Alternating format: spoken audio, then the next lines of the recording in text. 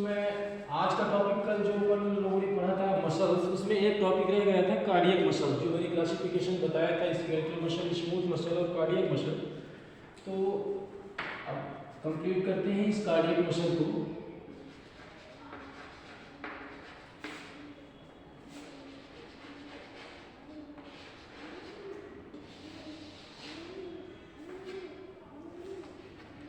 सबसे पहले इस वर्ड को समझेंगे, कार्डियक मसल। कार्डियक ये जो इंडिकेट कर रहा है हार्ट को, कार्डियक मीन्स हार्ट, और मसल वो मसल नहीं हो गया, इसका मतलब हार्ट की मसल, कार्डियक मसल। तो हार्ट जिन स्ट्रक्चर से,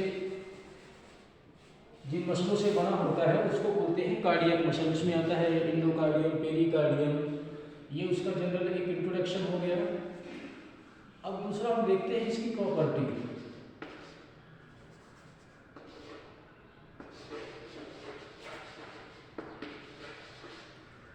किसकी प्रॉपर्टी? कार्डियक मसल की। कहने का मतलब कार्डियक मसल की विशेषता। इसका जो इंपॉर्टेंट प्रॉपर्टी है कार्डियक मसल का वो है कि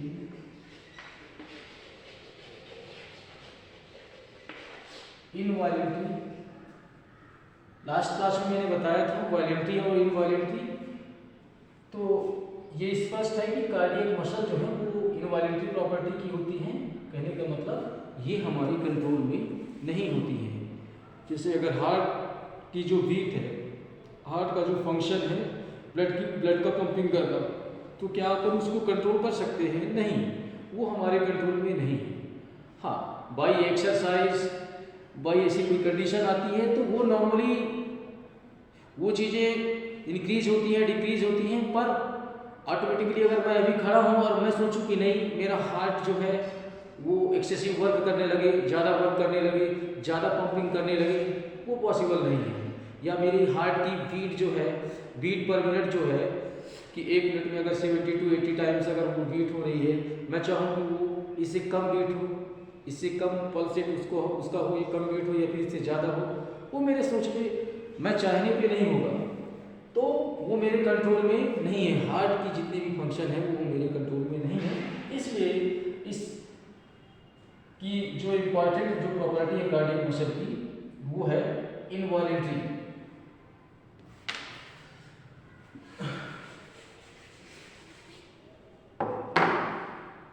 थर्ड इसका आता है स्ट्रक्चर।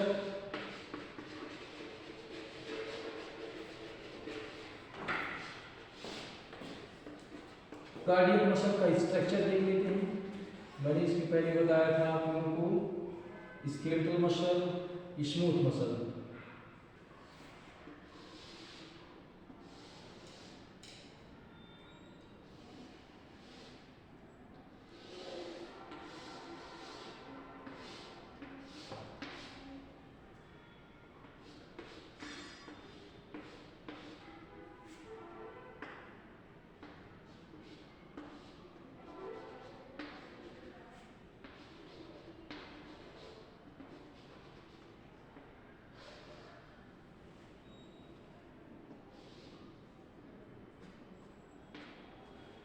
ये इसका स्ट्रक्चर हुआ, जैसे आपने जिंजर देखा होगा, अदरक, तो वैसे ही ये मैंने बताया था कि इसका कुछ स्ट्रक्चर होता है।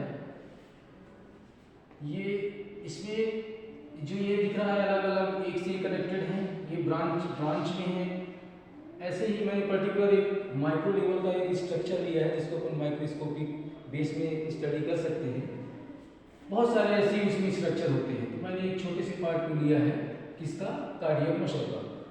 तो ये जो दिख रहा है लॉन्गिट्यूडनल जो आपको ये स्ट्रक्चर, ये उसका है स्ट्रेशन, और ये जो दिख रहा है अलग अलग यहाँ से ये जुड़े हैं, ऐसे बहुत सारे होंगे उसमें, ये हैं इनके ब्रांच। इसलिए इस मसल्स को स्पेशली स्ट्रक्चर, इस स्ट्रक्चर के बेस में, इस संरचना के आधार पर बोल दिया जाता है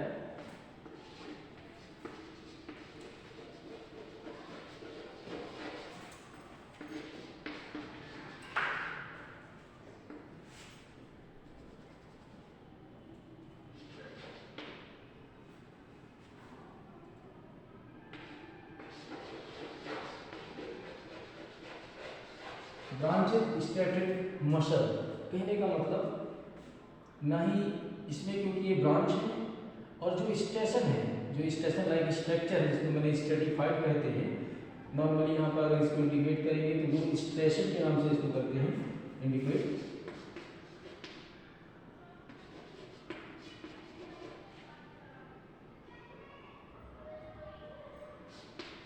स्टेशन, ये इनके सब ब्रांच हो गए। अब ये है ब्रांचेज स्ट्रेटिफाइड मसल, कौन? Cardiac muscle. कार्डियक मसल का स्ट्रक्चर अगर देखा जाए तो उसका एक इम्पॉर्टेंट जो स्ट्रक्चर है, जो एक वर्ड आना चाहिए जब भी आप एग्जाम में लिखें या कहीं भी आपको जो नॉलेज के लिए है, जो कि डायग्राम में दिख भी रहा है, ब्रांचेज स्ट्रेटिफाइड मसल कौन है? Cardiac muscle. ये ब्रांच है अलग अलग, ये स्टेशन है, इसको स्ट्रेटिफाइड कह दिया। तो कहने का मतलब ये कार्डियक मसल किस टाइप की मसल है? स्ट्रक्चर बेस में ब्रांचेज स्ट्रेटिफाइड मसल है, ब्रांच भी है और ये स्टेशन है।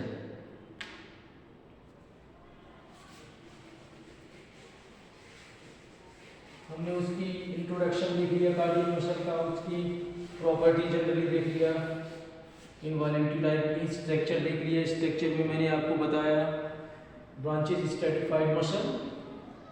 तीसरा देख लेते हैं उसका फंक्शन।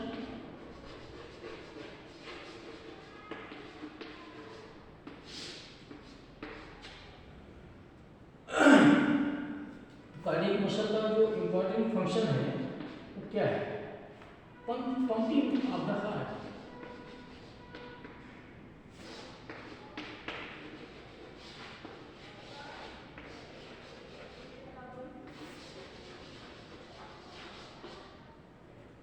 मैंने आपको बताया था ये इनवॉलेंट्री मसल है। अब इसका फंक्शन है pumping of the heart, heart का पंपिंग करना। इसके थ्रू क्या होता है?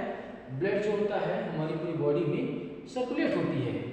आर्च ऑफ आयोटा, ये सारी चीज़ें उनकी बहुत सारी उसमें आर्टरी होते हैं जिनके थ्रू ऑल ओवर बॉडी में ब्लड सर्कुलेट होता है। तो pumping of the heart, heart में मैंने बताया कार्डियक मसल है। तो ये हार्ट जो है, हार्ट की जो कार्डियक मसल है वो पंपिंग कर रही है इसको, हार्ट को। हार्ट किससे बनती है? कार्डियक टाइप की मसल से। ये कंफर्म हुआ? ये इसका मेन फंक्शन है पंपिंग ऑफ द हार्ट। इसका लोकेशन मैं इसको पहले बताना चाहिए था, मिस हो गया फंक्शन के पहले। कार्डियक मसल का लोकेशन, लोकेशन मतलब वो कहाँ पर पाया जाता है, उसकी स्थिति हमारी बॉडी में। सिंपल सा है, इतना जो मैंने इसके पहले एक्सप्लेन किया इसके थ्रू आप समझ गए होंगे कि कहाँ पर पाया जाता है। कार्डियक मसल का लोकेशन कहाँ है? कहाँ हो सकता है? हार्ट में ही, ओनली हार्ट में। हार्ट की जितनी सब स्ट्रक्चर है, हार्ट की ऑल ओवर जो स्ट्रक्चर है, चाहे उसका पेरिकार्डियम लेयर ले लो, इंडोकार्डियम ले लो, उसकी इंटरनली स्ट्रक्चर ले लो, सभी कार्डियक मसल से बने होते हैं। कहने का मतलब कार्डियक मसल का लोकेशन हार्ट है, दैट्स इट। तो अब यहाँ पर मसल्स का लगभग जो मैंने एक नॉर्मल इंट्रोडक्शन जो मैंने बताया उसका, मसल्स क्या है बताया था आपको, कंपाउंड टिश्यू है जिसमें कॉन्ट्रैक्टिलिटी की कैपेसिटी होती है, उसका इंट्रोडक्शन दिया था। अराउंड 639 के लगभग हमारी मसल होते हैं, उनका मैंने अलग अलग फिर उसको क्लासिफिकेशन किया, स्केलेटल, स्मूथ, कार्डियक, उनका सब कुछ बताया आपका, उनका इंट्रोडक्शन, उनका प्रॉपर्टी, उनका फंक्शन, उनका लोकेशन, उनका स्ट्रक्चर। यहाँ पर इस तरह से ये मसल्स का जो टॉपिक है वो कंप्लीट होता है। अब हम दूसरा टॉपिक यहाँ से लेकर चल रहे हैं। जो नया टॉपिक होगा इसमें वो है आप लोगों का बॉडी फ्लूइड्स। ये नया टॉपिक है बॉडी फ्लूइड्स एंड ये एंड है, इस टाइप से बनाते हैं and.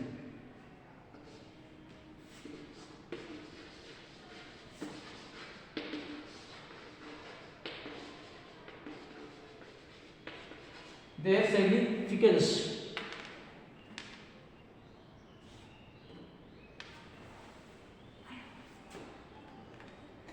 So body fluids and their significance, body के अंदर जो फ्लूइड्स हैं, हमारे बॉडी में जो फ्लूइड्स हैं उसके बारे में स्टडी करेंगे, और बॉडी के अंदर जो फ्लूइड्स हैं वो किस लिए हैं, किसी न किसी कारणवश वो फ्लूइड ही हैं, कुछ ना कुछ तो हमारी बॉडी में उनका फंक्शन होगा, तभी तो बॉडी फ्लूइड्स हैं। तो बॉडी फ्लूइड्स के बारे में स्टडी करेंगे और उनका सिग्निफिकेंस, उनकी महत्वता क्या है। सिग्निफिकेंस का मतलब होता है उसकी महत्वपूर्णता।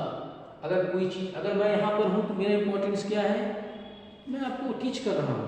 उसी तरह से अगर हमारी बॉडी में बॉडी फ्लूइड्स, हमारी बॉडी में अगर कोई फ्लूइड है तो उसका कुछ ना कुछ सिग्निफिकेंस होगा, कुछ ना कुछ उसकी महत्व इंपॉर्टेंस होगी, कुछ ना कुछ उसका महत्वता हमारी बॉडी के अंदर होगा।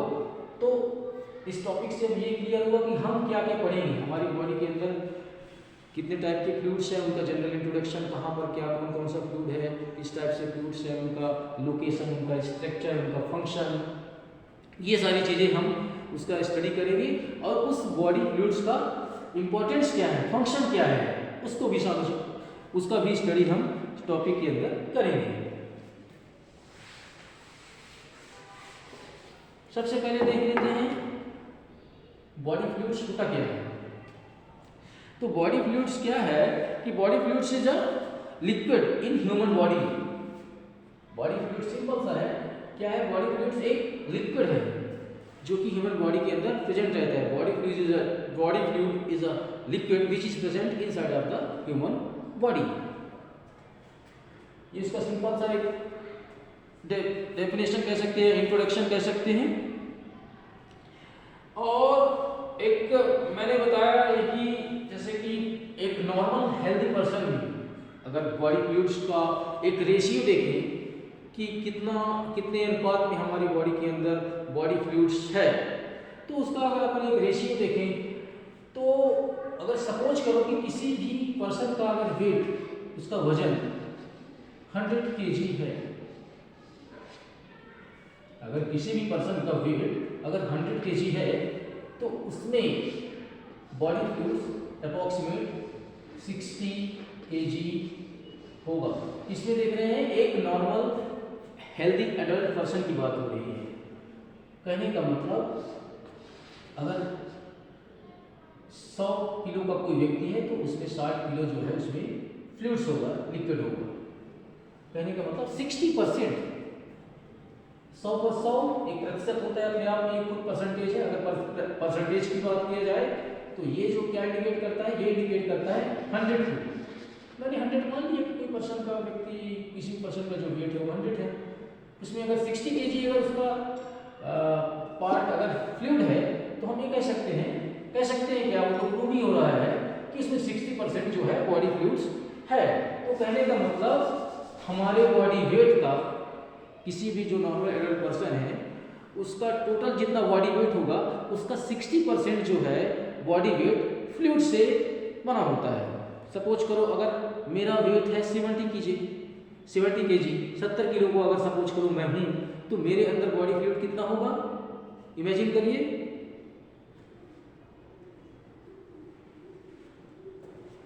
48 kg।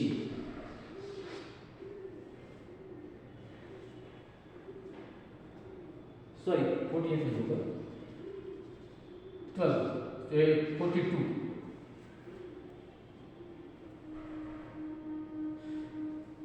70 का 60% 42 होता है। इसको निकालने के लिए इसका भी मैथमेटिक्स की बात है, ये मैं उसको यहाँ पर एक्सप्लेन नहीं करूँगा कि कैसे आप परसेंटेज निकालते हैं। तो मैं वही आपको बता रहा था कि अगर मेरा बॉडी वेट अगर सपोज करो कि अगर 70 kg है तो उसमें बॉडी फ्लूइड्स इस थ्योरी के अकॉर्डिंग 42 kg बॉडी फ्लूइड्स मेरे अंदर प्रेजेंट है। अगर मेरी बॉडी वेट 70 kg है तब 60% जो मैंने बताया आपको। अब इसका हमारे बॉडी में बताया कि लगभग कितना रेशियो होता है। एक नॉर्मल हेल्दी पर्सन, किसी भी हेल्दी पर्सन में हम देखेंगे तो 60 जो है परसेंटेज उसके टोटल बॉडी वेट का 60% जो है उसका बॉडी फ्लूइड्स होगा। अब इसके अंदर देखते हैं इसका क्लासिफिकेशन किसका, बॉडी फ्लूइड्स का।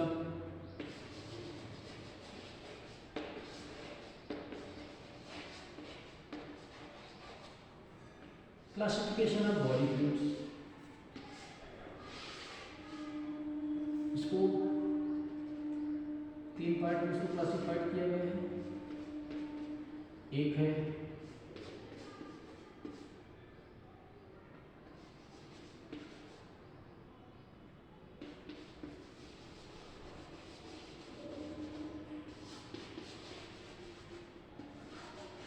इंटरसेलुलर फ्लूइड, दूसरा है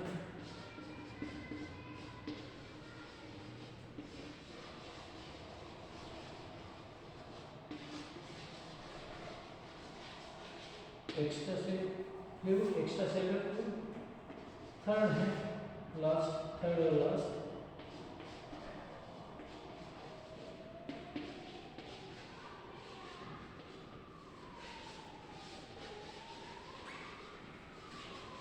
इंटरस्टिशियल फ्लूइड।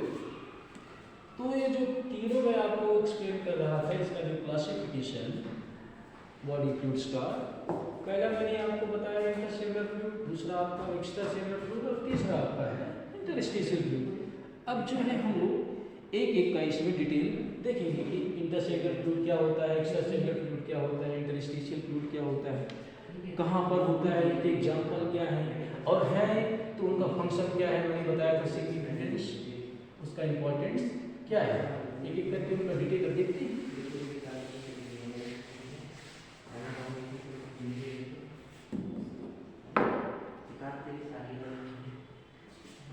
सबसे पहले आता है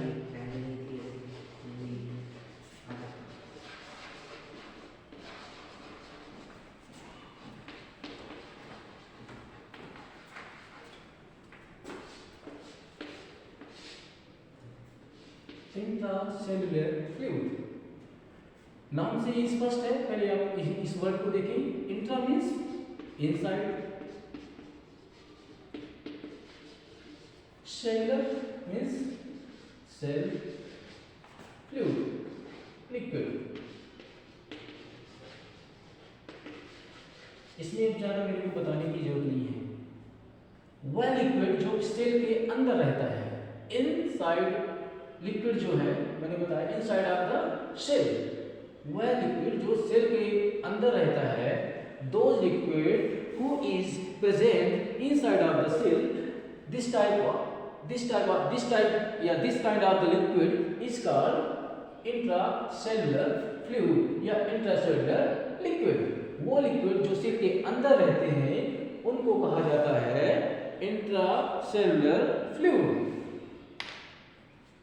अगर आपने सेल का स्ट्रक्चर पढ़ा होगा तो ये तो कंफर्म हो गया कि वो होगा क्या, उसका नाम क्या है, उसका नाम है उस इंटरसेलुलर फ्लूइड का। अगर हम एग्जांपल देखें वो है साइटोप्लाज्म।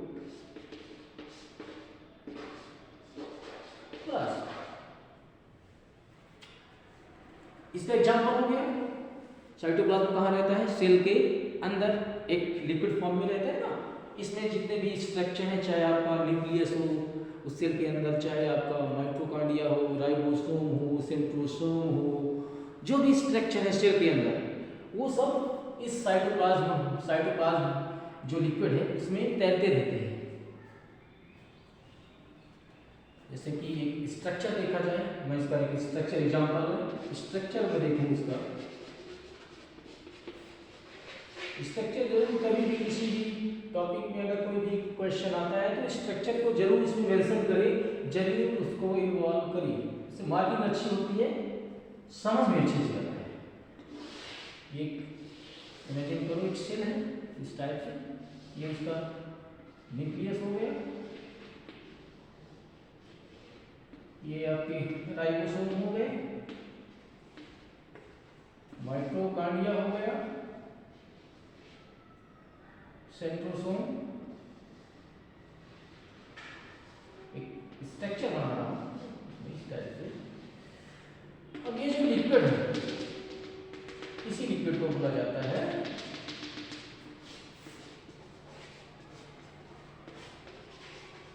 साइटोप्लाज्म।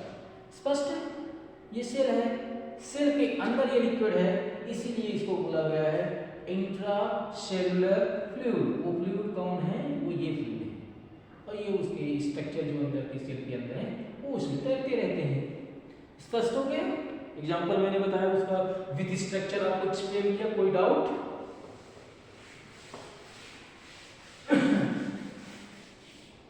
अब देख लेते हैं इसका फंक्शन साइटोप्लाज्म का।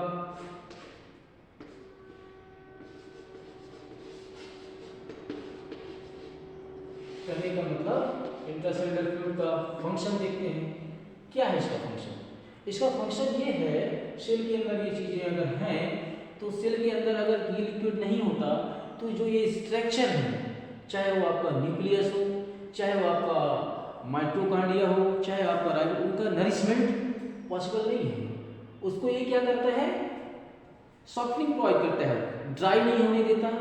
दूसरा उनका नरिशमेंट भी करता है और एक शेप प्रोवाइड कर रहा है, पर्टिकुलर सेल का एक शेप प्रोवाइड होता है। अगर ये लिक्विड नहीं होता, सपोज करो ये एक वैल्यूम है, अगर इसमें एयर नहीं होगा तो ये इसका स्ट्रक्चर ऐसे नहीं होगा, फिर वो कॉन्ट्रैक्ट हो जाएगा। तो जो उसके अंदर जो साइटोप्लाज्म है एक शेप भी प्रोवाइड कर रहा है, उस शेप की वजह से उसका एक स्ट्रक्चर बन रहा है जो लिक्विड फॉर्म में जो साइटोप्लाज्म है। दूसरा, उन स्ट्रक्चरों को नरिशमेंट, उनका पालन पोषण भी कर रहा है, उनको न्यूट्रिएंट्स भी प्रोवाइड कर रहा है। तीसरा जो है, जो भी चीजें हैं एक ट्रांसपोर्टेशन का भी काम करता है। ये और ये सेल के अंदर कोई चीजें अगर जानी है या सेल के अंदर कोई चीज, सेल से कोई चीज बाहर भेजनी है, अगर वो साइटोप्लाज्म नहीं है, यहाँ पर ड्राइनेस है, कुछ है ही नहीं, तो कहाँ से होगा? पॉसिबल ही नहीं है। जो बोलते हैं ना मेम्ब्रेन होता है सेल की सराउंडिंग में, जो जिसमें बोलते हैं वो झिल्ली टाइप से एक वर्ड आता है मेम्ब्रेन, सेल मेम्ब्रेन। तो अगर कोई चीजें बाहर अंदर जानी है तो वो फ्लूइड के माध्यम से जाएंगी और वहां पर वो चीजें डिसॉल्व होंगी। इसके बाद से जो चीजें फिर से बाहर आनी है तो फिर से बाहर आनी है। अगर यहाँ ड्राइनेस होगा तो वो चीजें पॉसिबल ही नहीं है। एक ट्रांसपोर्ट का काम inside to outside, sorry outside to inside और इनसाइड टू आउटसाइड ट्रांसपोर्ट का काम भी कर रहा है। दूसरा, न्यूट्रिएंट्स प्रोवाइड कर रहा है इनको सेल के अंदर के जो स्ट्रक्चर है। तीसरा जो है एक शेप प्रोवाइड करता है सेल को। तो ये सारी चीजें इनकी फंक्शन हो गया इसका इंट्रासेल्युलर फ्लूइड का। लोकेशन बताने की जरूरत नहीं है, लोकेशन अभी आप समझ गए कि कहां पर पाया जाता है इंट्रासेल्युलर फ्लूइड। वो पाया जाता है सेल के अंदर, इसका नाम है साइटोप्लाज्म। अब दूसरा देख लेते हैं जो इसका क्लासिफिकेशन मैंने बताया था, intracellular fluid.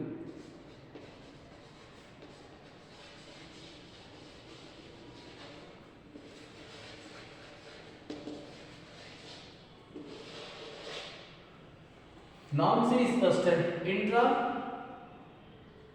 Means inside, cellular and cell, fluid means liquid,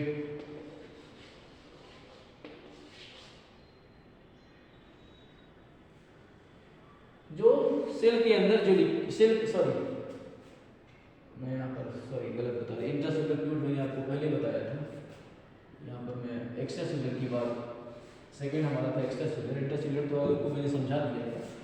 extracellular, extra means outside of the cell, outside cell liquid, outside of the cell. Cell के जो बाहर लिक्विड प्रेजेंट है उसको बोलते हैं एक्स्ट्रा सेलुलर लिक्विड। कह सकते हैं कि those liquid who is present outside of the cell, this kind of liquid is called extra cellular fluid और एक्स्ट्रा सेलुलर लिक्विड। वो लिक्विड जो सेल के बाहर रहते हैं उनको कहा जाता है एक्स्ट्रा सेलुलर फ्लूइड। उस वर्ड से ही स्पष्ट हो रहा है, सेल के बाहर। अब इसका हम देख लेते हैं कि सेल के बाहर कौन कौन से लिक्विड ऐसा होंगे। तो बहुत सारे इसके एग्जाम्पल हैं एक्स्ट्रा सेलुलर फ्लूइड के। एग्जाम्पल आप एक्स्ट्रा सेलुलर फ्लूइड में देख लेते हैं, फिर उनको एक एक करके समझेंगे कि इसका फंक्शन क्या है, ये कहाँ पर देते हैं। अगर ये नाम है यहाँ पर, अगर पर्टिकुलर ये फ्लूइड्स हैं, तो वो फ्लूइड्स हमारे बॉडी के अंदर पर्टिकुलर कहाँ कहाँ पर हैं और उनका है तो उसका सिग्निफिकेंस क्या है, उसका इम्पोर्टेंट क्या है, उसकी महत्वता क्या है, विद डायग्राम समझेंगे। तो अपन पहले देख लेते हैं, जैसे बहुत सारे एग्जाम्पल हैं। CSF, इसका मैं बताऊंगा क्या होता है CSF, कहाँ पर होता है, इसका फंक्शन क्या है। आपका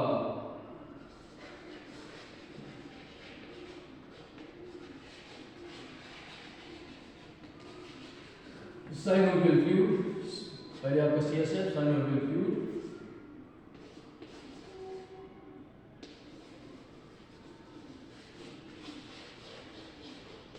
प्लूरल फ्लूइड, पेरिकार्डियम फ्लूइड, ये अलग अलग है।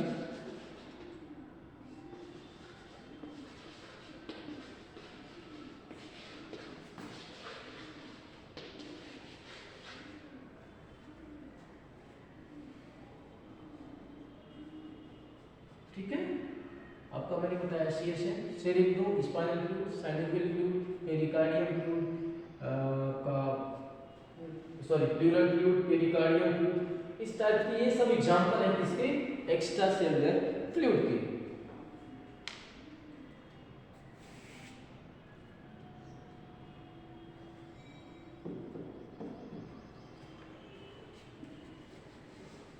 अब ये जो एग्जांपल, ये किसके एग्जांपल है, एक्स्ट्रा सेलुलर फ्लूइड के। तो अब इसका सिग्निफिकेंस क्या है, इसका लोकेशन क्या है, ये कहाँ पर है हमारी बॉडी के अंदर, और है तो क्यों है, इसका इंपॉर्टेंस क्या है, एक एक करके देख लेते हैं। पहले मैंने बताया CSF, ये किसका एग्जांपल है, एक्स्ट्रा सेलुलर फ्लूइड का। इसका फुल फॉर्म होता है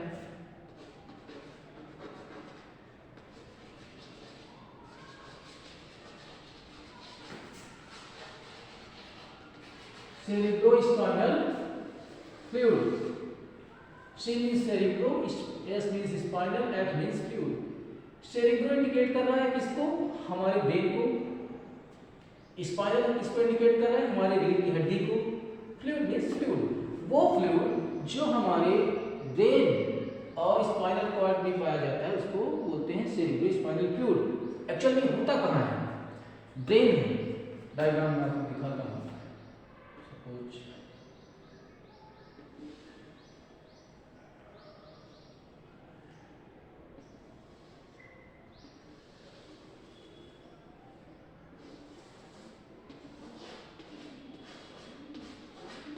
एक समझने की बात है, तो मैं इमेजिन करूं,